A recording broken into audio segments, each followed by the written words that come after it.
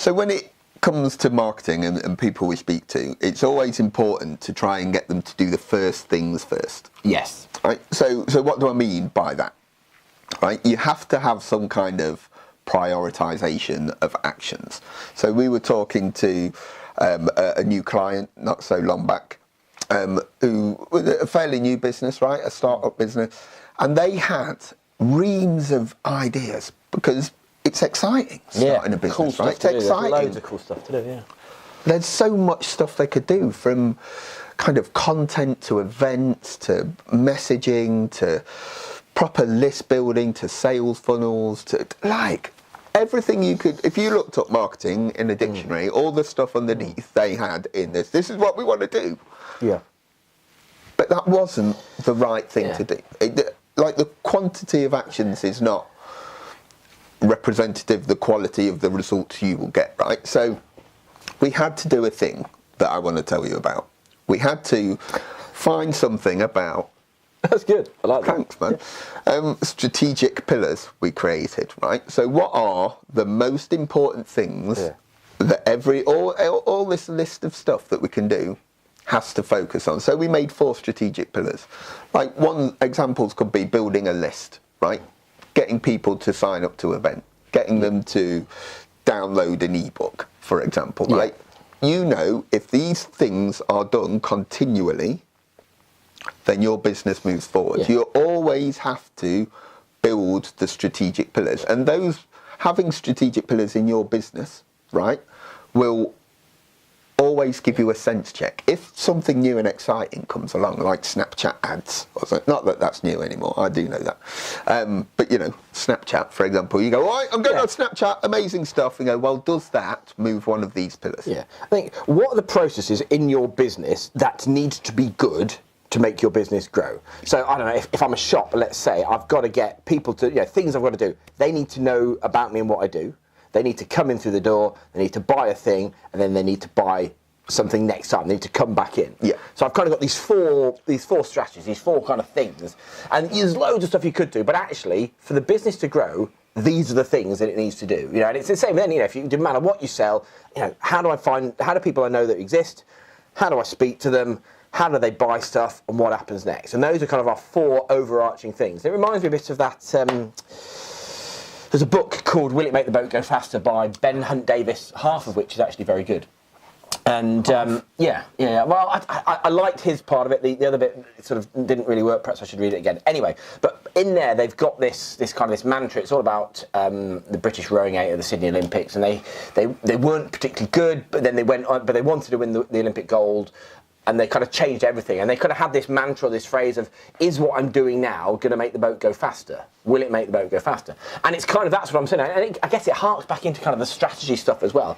Is the thing that you're doing, is the plan you've got, this cool idea, is it going to achieve the results on one of these strategic pillars?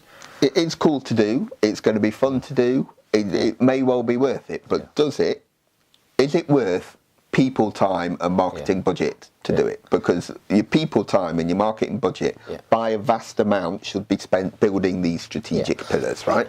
Because they're the foundations which business development and sales and growth and money and stuff come from. And it's back into specificity. I don't know if that's a word, but you know, it's possibly a word.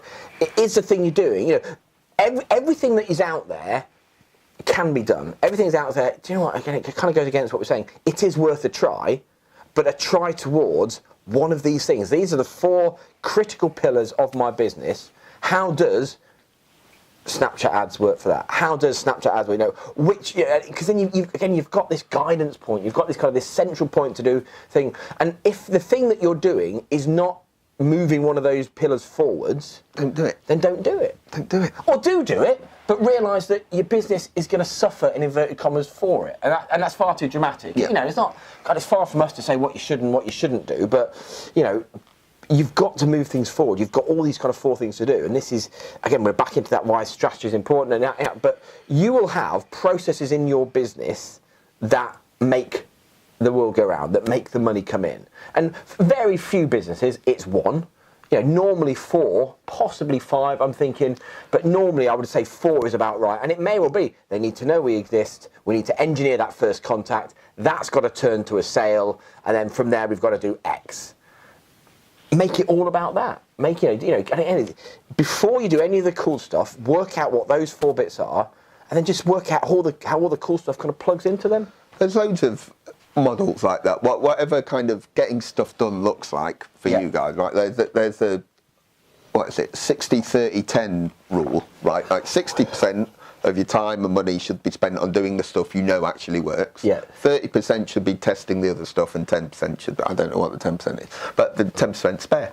Yeah. Right? Well, maybe, I don't know, I've not heard that before, but maybe the 10% and the is 80-20 just trying new stuff, just kind of having that playtime almost of doing that stuff. But you've got to have those sustainable things happening first and have something.